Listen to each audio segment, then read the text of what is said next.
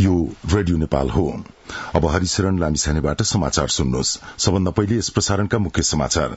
बाढ़ी पहिरो र डुबानका कारण 1 महिनाको अवधिमा 29 जनाको मृत्यु हुनुका साथै 2 जना बेपत्ता भएको गृह मन्त्रालयद्वारा जानकारी। क्षति न्यूनीकरण र राहतका लागि देशभर संयन्त्र परिचालन। केही दिन यता देशभर अधिक वर्षा भइरहेकाले आवश्यक सतर्कता अपनाउन जल तथा मौसम विज्ञान विभागको आग्रह। नेपालमा हिजो थप 895 जनामा कोरोना भाइरस संक्रमण बढ़दै गएपछि 7 प्रदेशका अस्पतालमा उपचारको व्यवस्था मिलाइएको सरकारद्वारा जानकारी। र अफगानिस्तानको राजधानी काबुलमा गरिएको ड्रोन आक्रमणमा परि अल कायदाका प्रमुख नेता आयमन अल जवाहरीको मृत्यु। सुन त, भोलिको मिटिङको लागि सबैलाई फोन गर्यो? छैन सर, मेरो मोबाइलमा ब्यालेन्स नै थिएन। अलि पछि गर्छु ल्यान्डलाइनबाट। ल हेर, मोबाइलमा ब्यालेन्स छैन भनेर हुन्छ? तिमीलाई थाहा छैन यस कार्यालयले नेपाल टेलिकमको कर्पोरेट युजर ग्रुप अर्थात सीयूजी सेवा लिएको छ। तिम्रो नम्बरलाई पनि सीयूजीमा सहभागी गराउन।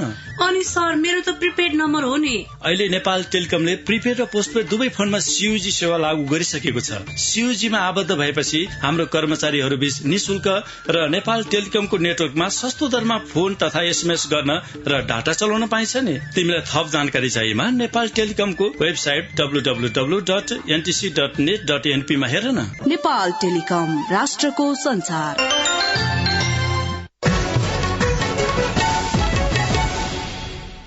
समाचार अब विस्तारमा। गृह मन्त्रालयले बाढ़ी पहिरो र डुबानबाट हुन सक्ने क्षति न्यूनीकरणका लागि देशभर संयन्त्र परिचालित भएको र उद्धार तथा राहतका लागि तयारी अवस्थामा रहेको जनाएको छ। पछिल्लो 2 दिन यता देशभर वर्षातका कारण विभिन्न क्षेत्रमा बाढ़ी पहिरो र डुबानको समस्या देखिएको सन्दर्भमा गृह मन्त्रालयले तयारी अगाडि बढ़ाएको जनाएको हो। गृह मन्त्रालयले मनसूनजन्य घटनाका कारण 1 महिना यता 29 जनाको मृत्यु भएको र 2 जना बेपत्ता भएको पनि जनाएको छ। विपदका कारण 36 जना घाइते भएका र 588 जनाको सुरक्षित स्थानान्तरण गरिएको पनि गृह मन्त्रालयले जनाएको छ। गृहमन्त्री बालकृष्ण खाँडले कास्की, प्युठान र पाल्पामा निरन्तरको वर्षापछि गएको पहिरोले पुर्याएको क्षति र तत्कालका लागि आवश्यक राहत तथा जोखिममा रहेका नागरिकको सुरक्षित स्थानमा पुर्याउन भइरहेका पहलबारे जानकारी लिनुभएको छ। उहाँले उद्धार र राहतमा थप सहयोग आवश्यक पर्ने भए मन्त्रालयमा जानकारी गराउन पनि निर्देशन दिनुभयो। कास्कीको पोखरा महानगरपालिका 16 डिहिगो पाटनमा अवस्थित लक्ष्मी खड्काको ब्लकले बनाएको घर पुरिँदा कोठा भाडामा बस्दै आएका माछापुष्टे गाउँपालिका 1 तातोपानीका 26 वर्षीय सन्तोष सुनारको मृत्यु भएको र घाइते भएकाहरूको विषयमा गृहमन्त्री खाँडले प्रमुख जिल्ला अधिकारीसँग जानकारी लिनुभयो। अधिक वर्षाका कारण पहिरो खसेपछि नारायणगढ़ मुगलिन सड़क अवरूद्ध भएको छ। गैराती 9 बजे भरतपुर महानगरपालिका वडा नम्बर 29 को केराबारी मौरी खोला पुल नजिकै पहिरो खस्दा दुवैतर्फ सड़क अवरूद्ध भएको हो। पहिरो खसेर बाटो अवरूद्ध भएपछि सड़क डिभिजन कार्यालयसँग समन्वय गरेर सड़क खुलाउने प्रयास गरिरहेको जिल्ला ट्राफिक प्रहरी कार्यालय चितवनका प्रहरी निरीक्षक धर्म अधिकारीले जानकारी दिनुभयो। अविरल वर्षाका कारण पहिरो खस्दा हेटौँडा काठमाडौँ जोड्ने छोटो मार्ग भैंसे भीमफेदी सड़क खण्डमा यातायात अवरूद्ध भएको छ। हिजो दिउँसो भीमफेदी गाउँपालिका 2 मा माथिबाट लेदो माटो सहितको पहिरो खसेपछि सो सड़क खण्डमा यातायात अवरूद्ध भएको इलाका प्रहरी कार्यालय भीमफेदीले जनाएको छ। पहिरोका कारण सड़क अवरूद्ध हुँदा काठमाडौँबाट कुलेखानी भीमफेदी हुँदै हेटौँडातर्फ जाने र हेटौँडाबाट भीमफेदी हुँदै काठमाडौँतर्फ आउने सवारी साधन रोकिएको इलाका प्रहरी कार्यालय भीमफेदीका प्रहरी निरीक्षक प्रतिमा कार्कीले जानकारी दिनुभयो। उहाँका अनुसार हेटौँडातर्फ जाने सवारी साधन भीमफेदीमा र विपरीत दिशाबाट जाने सवारी साधन भैंसेमा रोकिएका छन्। सो सड़क खण्डमा खसेको पहिरो पन्छाउन शुरू गरिएको छ। जिल्लाको त्रिभुवन राजपथ र कान्ति लोकपथमा भने सबै सवारी साधन सञ्चालनमा रहेको जिल्ला प्रहरी कार्यालय मकवानपुरले जनाएको छ। निरन्तरको वर्षासँगै आएको बाढ़ी पहिरोले सड़क बगाएपछि हिमाली जिल्ला मनाङको एकमात्र सड़क अवरूद्ध भएको छ। बाढ़ी पहिरोले लमजुङको मर्स्याङदी गाउँपालिका 4 रामबजार स्थित घोप्टेभिर र मनाङको कोतोमा क्षति भएपछि बेसी शहर चामे सड़क अवरूद्ध भएको डुम्रे बेसी शहर चामे सड़क योजना कार्यालयका सब इन्जिनियर सुमन अधिकारीले जानकारी दिनुभयो। उहाँका अनुसार मर्स्याङदीको रामबजार घोप्टेभिर र कोतोमा पहिरोले सड़क बगाएपछि भएपछि हिजो बिहानैदेखि सड़क अवरूद्ध भएको हो। सड़क खुलाउन काम भइरहेको त्यहाँका प्रमुख जिल्ला अधिकारी रविन्द्र प्रसाद आचार्यले जानकारी दिनुभयो। लगातारको वर्षाका कारण पोखरा महानगरपालिका 13 कमल पोखरी क्षेत्रका घरहरू डुबानमा परेका छन्। 2 दिनदेखि लगातार परेको वर्षाका कारण करिब 100 घर डुबानमा परेको वडा अध्यक्ष किरण बरालले जानकारी दिनुभयो। बस्ती डुबानमा परेपछि क्षति न्यूनीकरणका लागि प्रयास भइरहे पनि पानी रोकिएपछि मात्रै केही सहज हुने अपेक्षा गरिएको उहाँले बताउनुभयो। कमल पोखरी क्षेत्रमा वर्षेनी बाढ़ीको समस्या हुने गरेको बताउँदै उहाँले यसको दीर्घकालीन समाधानका लागि गुरू योजना बनाएर काम गर्नुपर्ने बताउनुभयो। मुलुकभर केही दिन यता अधिक वर्षा भएको छ। अधिक वर्षाका कारण पहिरो जाँदा सड़कहरू अवरूद्ध भएका छन्। आज पनि देशका केही स्थानमा अधिक वर्षाको सम्भावना रहेको छ। आज बिहानैबाट प्रदेश नम्बर 1 बागमती, गण्डकी, लुम्बिनी र बाँकी प्रदेशका 1-2 स्थानमा मेघगर्जन र चट्याङ सहित हल्कादेखि मध्यम वर्षा भइरहेको जल तथा मौसम विज्ञान विभागले जनाएको छ। अधिक वर्षाको सम्भावना रहेका भूभागहरूमा भूक्षय, पहिरो तथा गेग्रान बहावको जोखिम रहेको छ। नदी नाला तथा खहरे खोलाहरूमा पानीको सतह बढ़न सक्ने र दैनिक जनजीवन प्रभावित हुन सक्ने भएकाले आवश्यक सतर्कता अपनाउन विभागले आग्रह गरेको छ। समाचार रेडियो नेपालबाट सुन्दै हुनुहुन्छ। हिजो देशभर 895 जनामा कोरोना भाइरसको संक्रमण पुष्टि भएको स्वास्थ्य तथा जनसंख्या मन्त्रालयले जनाएको छ। 3685 नमूनाको पीसीआर परीक्षण गर्दा 632 र 2224 नमूनाको एन्टिजेन परीक्षण गर्दा 263 जनामा संक्रमण पुष्टि भएको हो। संक्रमित 264 जना निको भएका छन् भने संक्रमित 1 जनाको मृत्यु भएको छ।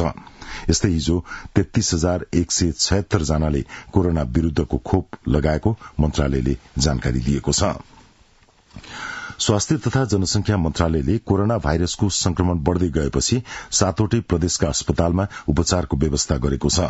मन्त्रालयले 7वटै प्रदेशमा 17वटा अस्पतालमा उपचारको व्यवस्था मिलाएको मन्त्रालयका सहप्रवक्ता डाक्टर समीर कुमार अधिकारीले जानकारी दिनुभयो। उहाँले कोरोना भाइरसको मध्यम र गम्भीर अवस्थाका बिरामीलाई उपचारका लागि 7वटै प्रदेशमा रहेका 17 संघ र प्रादेशिक अस्पतालको व्यवस्था गरिएको जानकारी दिनुभयो। उहाँका अनुसार यसको निशुल्क उपचारका लागि प्रदेश 1 मा कोशी अस्पताल विराटनगर र बीपी कोइराला स्वास्थ्य विज्ञान प्रतिष्ठान धरानलाई तोकिएको छ। मध्य प्रदेशमा जनकपुर प्रादेशिक अस्पताल जनकपुर र नारायणी अस्पताल वीरगंजलाई तोकिएको छ।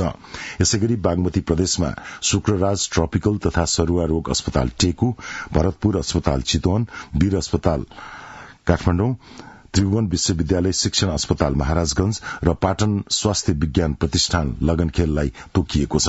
गण्डकी प्रदेशमा पोखरा स्वास्थ्य विज्ञान प्रतिष्ठान पोखरा र धौलागिरी अस्पताल, लुम्बिनी प्रदेशमा लुम्बिनी प्रादेशिक अस्पताल बुटवल र भेरी अस्पताल नेपालगंजलाई तोकिएको छ। कर्णाली प्रदेशमा कर्णाली स्वास्थ्य विज्ञान प्रतिष्ठान जुम्ला र सुर्खेत प्रादेशिक अस्पताल वीरेन्द्रनगर तथा सुदूरपश्चिम प्रदेशमा डडेलधुरा अस्पताल डडेलधुरा र सेती प्रादेशिक अस्पताल कैलाली कोविड-19 का संक्रमितको निशुल्क उपचारका लागि तोकिएको स्वास्थ्य तथा जनसंख्या मन्त्रालयले जनाएको छ। पछिल्लो समय फेरि कोरोनाबाट संक्रमित हुनेको संख्या दिनौं बढ़िरहेको छ। संक्रमण बढ़ेसँगै सरकारले खोपलाई व्यापक बनाउनुपर्ने र नागरिक आफैले पनि सचेत भई जनस्वास्थ्यका मापदण्ड पालना गर्नुपर्ने जनस्वास्थ्यविदहरूले सुझाव दिएका छन्। यस सम्बन्धमा कल्पना दाहालको एक रिपोर्ट।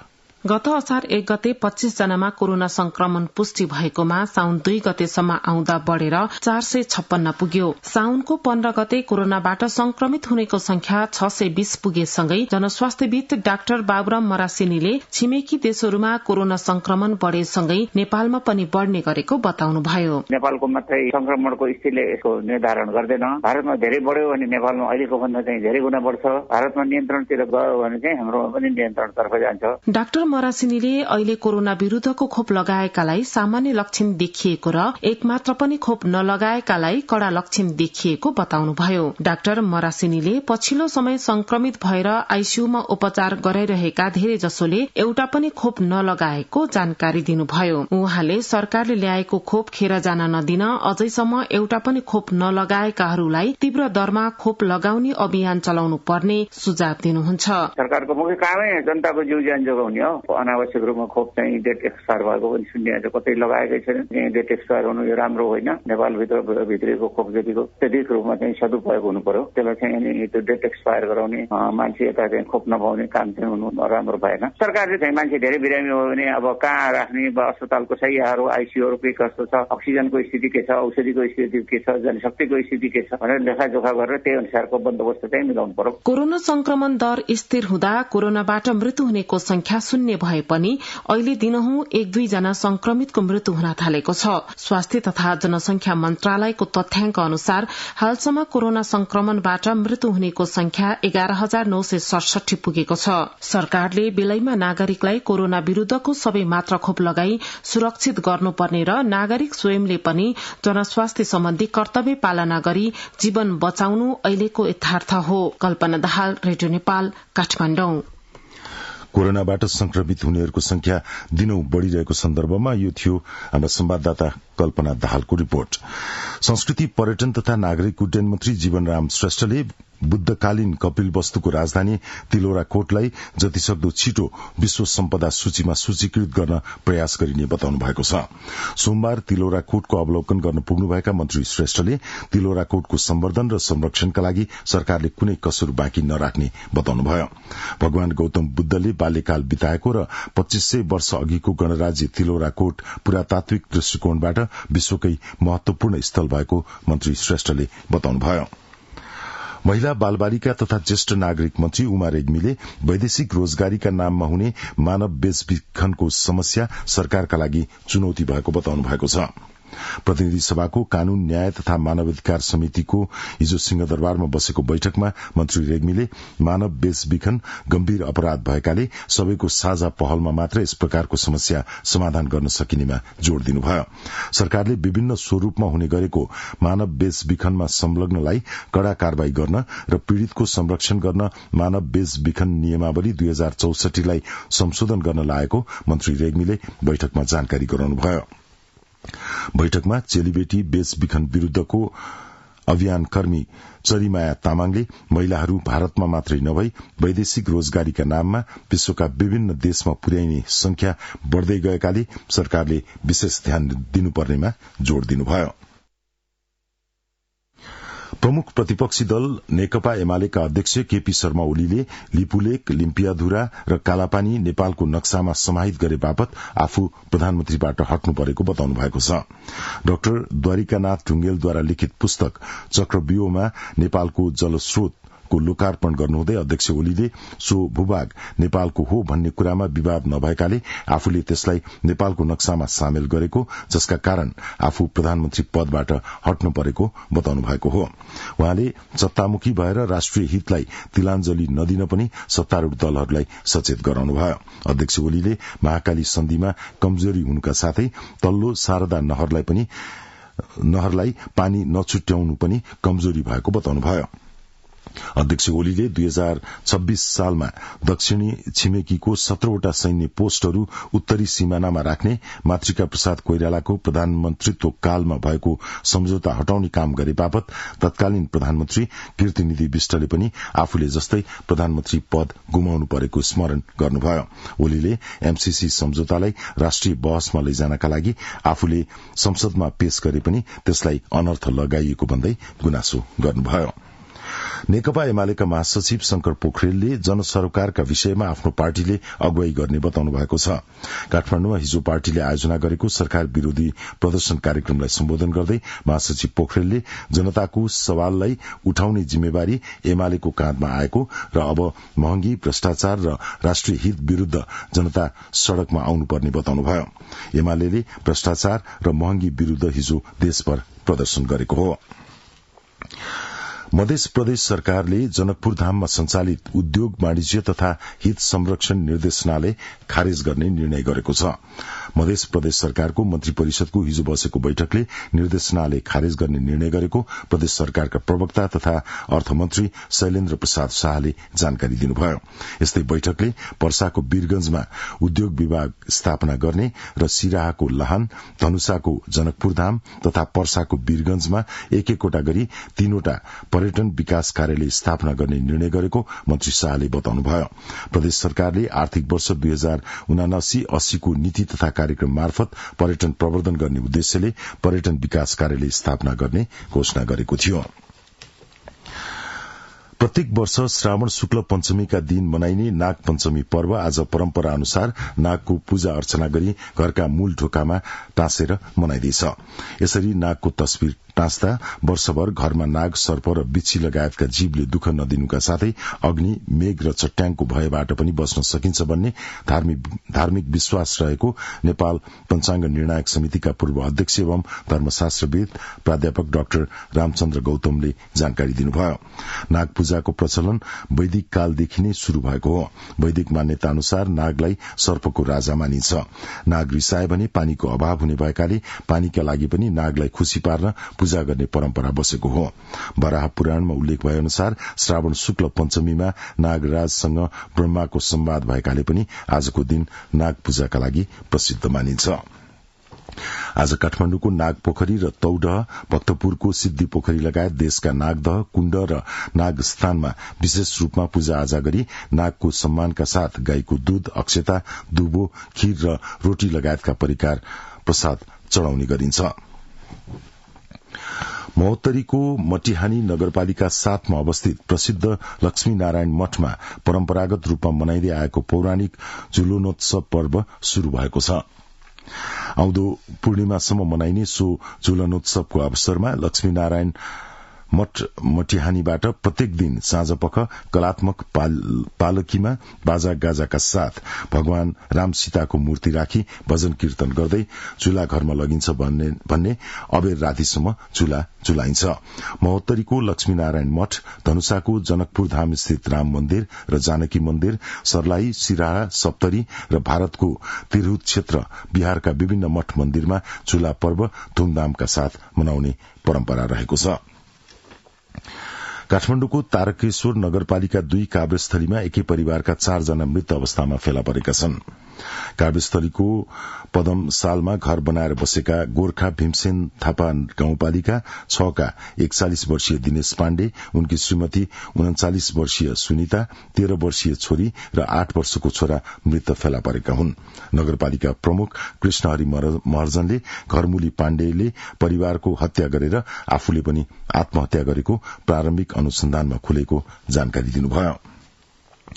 चितवन र महोत्तरीको छुट्टा छुट्टै स्थानमा हिजो भएको दुर्घटनामा 37 जना घाइते भएका छन्।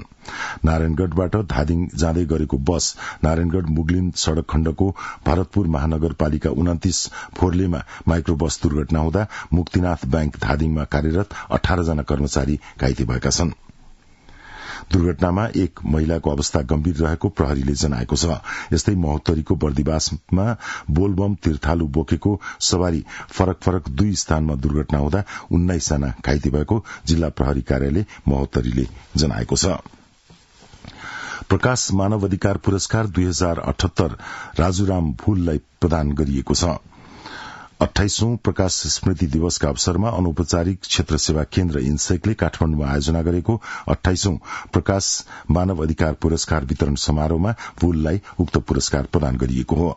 दासताको एक स्वरूपमा कायम रहेको हदिया प्रथा, जातीय विभेद, मानव अधिकार, सामाजिक न्याय, भेदभाव, असमानता तथा समाजमा व्याप्त अनेक कुरीति विरूद्ध अभियान सञ्चालन गरेको भन्दै भुललाई उक्त पुरस्कार प्रदान गरिएको हो। पुरस्कारको राशि 50,000 रूपियाँ रहेको छ। राष्ट्रपति शैक्षिक सुधार कार्यक्रम अन्तर्गत कमाउँदै पढ्दै कार्यक्रम सुर्खेतमा प्रभावकारी बन्दै गएको छ। प्राविधिक विद्यालयमा अध्ययन गर्ने कक्षा 12 सम्मका विद्यार्थीलाई लक्षित गरी सञ्चालन गरिएको कार्यक्रमले सुर्खेतमा 317 विद्यार्थीलाई समेटेको छ। सुर्खेतबाट आकाश तारा बयकको यो रिपोर्ट। पढ्दै कमाउँदै विद्यालय सहयोग कार्यक्रम सुर्खेतको जनज्योति माध्यमिक विद्यालय बराताल 5 बडीचौर, सूर्यप्रकाश मावि पञ्चपुरी 2 पलाइटे र नेपाल राष्ट्रिय मावि गुरुबाकोट 6 बडाखोलीमा सञ्चालनमा आएको छ। शिक्षालाई सिपसँग, सिपलाई श्रमसँग, श्रमलाई उत्पादनसँग र उत्पादनलाई बजारसँग जोडी भविष्यमा उद्यमी व्यवसायी, सिपयुक्त स्वावलम्बी नागरिक उत्पादन गर्ने लक्ष्यसहित सञ्चालित राष्ट्रपति शैक्षिक सुधार कार्यक्रमले प्राविधिक विषय पढ्ने विद्यार्थीलाई आकर्षित गरेको सूर्यप्रकाश मावि पञ्चपुरीका छात्र डिल्लीराम पौडेल बताउनुहुन्छ। पढ्दै कमाउँदै गर्ने हामीले अनि भोलि बिहान सानो लगानीले भोलि धेरै फाइदा हुन्छ र भोलि बिहान अझ हामीले ठूलो लगानी गर्न। हाल देशभर लागू भएको पढ्दै कमाउँदै कार्यक्रमको अवधारणाका रूपमा जनज्योति माविले आन्तरिक कोषबाट सञ्चालन गरेको अभ्यासलाई लिएको छ। सुर्खेतका 3वटै विद्यालयबाट 317 विद्यार्थी लर्निङ बाई अर्लिङ विद्यालय सहयोग कार्यक्रममा सहभागी रहेको सूर्य प्रकाश माविकै छात्रा जयन्ती साईको भनाइ छ। पैसाको अभावमा प्राविधिक शिक्षा लिनबाट कोही वञ्चित हुन नपरोस् भनेर कार्यक्रमले पढाइसँगै आमदानी हुने वातावरण सिर्जना गरेको सूर्य प्रकाश माविका प्रधानाध्यापक गणेश कुमार ढकाल बताउनुहुन्छ। हामीले प्राविधिक धार पढियो, अब चाहिँ हामीले आफ्नो पेट आफै पाल्न सक्छौँ भन्ने खालको चाहिँ भावना विकसित भयो। कार्यक्रम लागू भएका विद्यालयमा विद्यार्थी भर्ना भएसँगै पढ्ने विषय र व्यवसाय छनौट गर्ने गर्दछन्। विद्यालय अनुसार 5 जनादेखि 10 जनासम्मको समूह बनाई व्यवसाय गर्नका लागि पढ्दै कमाउँदै विद्यालय सहयोग कार्यक्रम अन्तर्गत विद्यालयहरूले प्रति समूहलाई 50,000 सम्म व्यवसाय सञ्चालनका लागि रकम उपलब्ध गराउने गरेका छन्। आकाश तारा बोयक, रेडियो नेपाल, सुर्खेत। अब के अन्तर्राष्ट्रिय समाचार। अमेरिकी राष्ट्रपति जो बाइडेनले आतंककारी समूह अल कायदाका प्रमुख नेता आयमन अल जवाहिरीको अमेरिकी सेनाको आक्रमणमा मृत्यु भएको पुष्टि गर्नुभएको छ। अमेरिकी गुप्तचर संस्था सीआईए ले आइतबार अफगानिस्तानको राजधानी काबुलमा गरेको ड्रोन आक्रमणमा अल कायदाका नेता जवाहिरीको मृत्यु भएको राष्ट्रपति बाइडेनले उल्लेख गर्नुभयो। सन् 2011 मा ओसामा बिन लादेनको मृत्युपछि अल जवाहिरीले अल कायदाको नेतृत्व गरिरहेका थिए। जवाहिरीलाई अमेरिकामा सन् 2001 मा भएको आतंककारी हमलाका मुख्य योजनाकारका रूपमा लिइन्छ। 9/11 का नाम दिएको त्यस घटनामा 2996 जनाको मृत्यु भएको थियो। भारतको मध्य प्रदेश राज्यको जबलपुर स्थित एक अस्पतालमा आगलागी हुँदा कम्तीमा 8 जनाको मृत्यु भएको छ। जबलपुर स्थित निजी अस्पतालमा आगलागी हुँदा अन्य 13 जना गम्भीर घाइते भएका छन्। अमेरिकाको केन्टकी राज्यको पूर्वी भागमा भीषण वर्षापछि आएको बाढ़ीमा परि कम्तीमा 37 जनाको मृत्यु भएको छ। त्यहाँ अझै वर्षात नरोकिएकाले बाढ़ीले थप क्षति पुर्याइरहेको भन्दै केन्टकीका गवर्नरले अझै सयौं मानिस हराइरहेको जानकारी गराएका छन्। त्यहाँ 12,000 भन्दा बढ़ी घरमा विद्युत आपूर्ति बन्द भएको तथा बाढ़ीले सड़क र पुलहरू बगाएकाले बाढ़ी पीड़ितहरूलाई उद्धार गरी चर्च तथा सार्वजनिक भवनमा स्थानान्तरण गरिएको बताइएको छ। अब आर्थिक समाचार।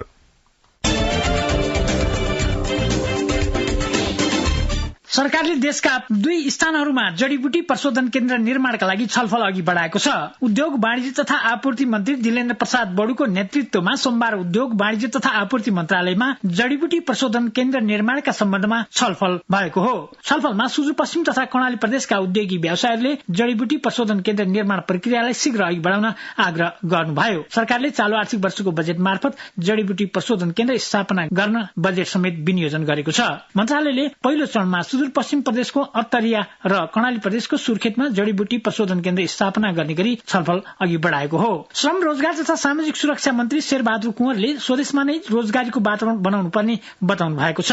प्रतिनिधि सभाको उद्योग वाणिज्य र श्रम तथा उपभोक्ता हित समितिको सोमबारको बैठकमा श्रम मन्त्री कुँवरले स्वदेशमा नै श्रमिकलाई श्रम गर्ने वातावरण निर्माणका लागि जनचेतना जगाउनु आवश्यक भएको बताउनुभयो। नेपालमा भारतबाट आएर श्रमिकले काम गरिरहेको तर नेपालकै श्रमिक भने विदेशमा गएर काम गर्नु परेको उल्लेख गर्नुभयो। उहाँले दक्ष र सिप भएका जनशक्तिलाई मात्र वैदेशिक रोजगारीमा पठाउनु आवश्यक भएकोमा पनि जोड़ दिनुभयो। बैठकमा समितिका सभापति विमल श्रीवास्तवले संसदीय समितिले गरेको एक स्टील उद्योगको अनुगमनका क्रममा 1200 श्रमिक कामदारहरू रहेका मध्ये 800 भारतीय श्रमिकले काम गरिरहेको बताउँदै नेपालमा रहेका श्रमिकलाई विदेशमा पठाउनु भन्दा स्वदेशकै उद्योग तथा कल कारखानाहरूमा काममा लगाउनु आवश्यक भएको बताउनुभयो। बैठकमा श्रम मन्त्रालयका सचिव एकनारायण अर्यालले स्वदेशमा नै श्रम बजारको व्यवस्थापन गर्न मन्त्रालयले काम गरिरहेको जानकारी दिनुभयो। बैठकमा प्रधानमन्त्री रोजगार कार्यक्रम मार्फत 1,45,113 जनालाई स्वरोजगार बनाएको सचिव अर्यालले उल्लेख गर्नुभयो। चितवनमा विकास निर्माणका लागि विनियोजन भएको बजेटको 53% मात्रै खर्च भएको छ। कोष तथा लेखा नियन्त्रक कार्यालय चितवनको वार्षिक प्रतिवेदन अनुसार संघ र प्रदेशको पुँजीगत बजेटमा झण्डै आधा रकम खर्च हुन नसकेको हो। आर्थिक वर्ष 2078-79 मा जिल्लामा भौतिक पूर्वाधार तथा विकास निर्माणका लागि 13 अर्ब 39 करोड़ 62 लाख बजेट विनियोजन भएकोमा 7 अर्ब 13 करोड़ 28 लाख 68 हजार मात्र खर्च भएको कार्यालयले जनाएको छ। जिल्लाको विकास बजेट मध्ये 6 अर्ब 27 करोड़ 33 लाख 47 हजार खर्च हुन नसकेर रकम फ्रिज भएको कार्यालयका प्रमुख कोष नियन्त्रक मणिभद्र नेउपानेले जानकारी दिनुभयो। प्रभु बैंक लिमिटेडले सेन्चुरी कमर्सियल बैंक लिमिटेडलाई प्राप्ति गर्ने भएको छ। प्राप्ति गर्ने सम्बन्धमा आइतबार दुवै निकायहरू बीच सम्झौता सम्पन्न भएको छ। दुवै बैंकको संयुक्त मर्जर कमिटिको बैठक बसी सम्झौता पत्रमा हस्ताक्षर भएको हो। सेन्चुरी कमर्सियल बैंकलाई प्राप्तिपछि संयुक्त भएको बैंकको पुँजी 22 अर्ब पुग्नेछ। आर्थिक समाचार सुन्दै हुनुहुन्थ्यो। भुवन आचार्यबाट पालो भएको छ खेल समाचारको।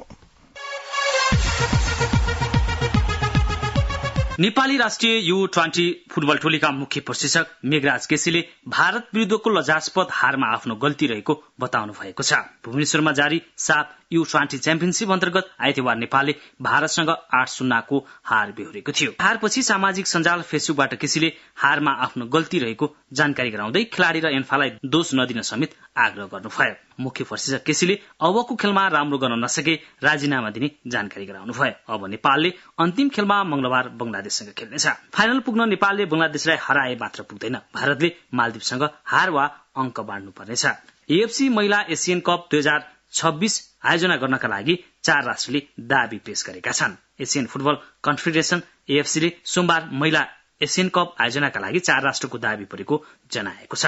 महिला एसियन कप आयोजनाका लागि अस्ट्रेलिया, जोर्डन, साउदी अरेबिया र उज्बेकिस्तानले दाबी पेश गरेको एएफसीले जनाएको छ।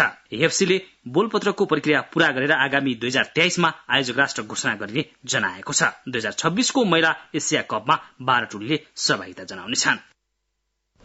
खेल समाचार सुन्दै हुनुहुन्थ्यो अजय बमबाट। अब मौसम सम्बन्धी जानकारी। आज देशभर सामान्य बद्ली रही केही स्थानमा मेघ गर्जन सहित मध्यम वर्षा हुने र प्रदेश नम्बर 1 मध्य प्रदेश, बागमती प्रदेश, गण्डकी प्रदेश र लुम्बिनी प्रदेशमा भारी वर्षा हुने जल तथा मौसम विज्ञान विभागले जनाएको छ।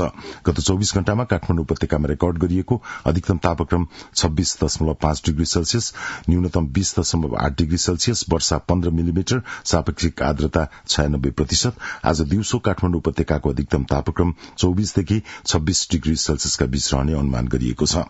काठमाडौँ उपत्यकामा सूर्योदय बिहान 5:28 भयो भने सूर्यास्त भरे साँझ 6:53 हुनेछ। अन्त्यमा यस प्रसारणका मुख्य समाचार एकपटक फेरि सुन्नुहोस्। बाढ़ी, पहिरो र डुबानका कारण 1 महिनाको अवधिमा 29 जनाको मृत्यु हुनुका साथै 2 जना बेपत्ता भएको गृह मन्त्रालयद्वारा जानकारी। क्षति न्यूनीकरण र राहतका लागि देशभर संयन्त्र परिचालन। केही दिन यता देशभर अधिक वर्षा भइरहेकाले आवश्यक सतर्कता अपनाउन जल तथा मौसम विज्ञान विभागको आग्रह।